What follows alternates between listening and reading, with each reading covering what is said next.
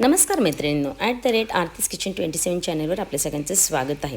आज मी कुठली रेसिपी न दाखवता एक प्रोडक्ट मी मीशो ॲपवरून मागवलं होतं, पण त्याचा रिझल्ट खूप छान आला म्हणून म्हटलं की ही प्रोडक्ट तुम्हाला चॅनलवर शेअर करावं।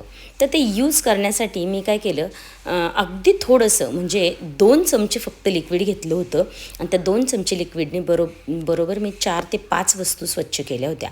पाहू शकता हा छोटासा चांदीचा पेला आहे, तो मी त्याच्यात फक्त बुडवून काढला तर काही सेकंदात म्हणजे इतका तो स्वच्छ झाला आणि फक्त फडक्याने पुसून घेतलेला आहे।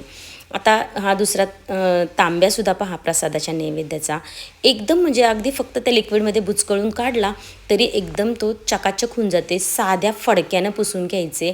पावडरचं पाणी मी यूज केलं, साधं पाणी यूज केलं, असं काहीही करू नका।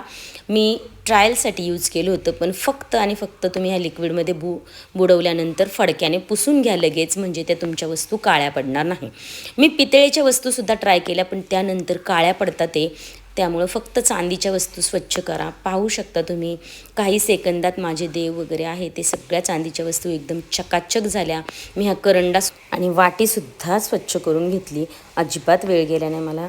त्याचबरोबर मी देवाऱ्यातील देवसुद्धा स्वच्छ करून घेतले।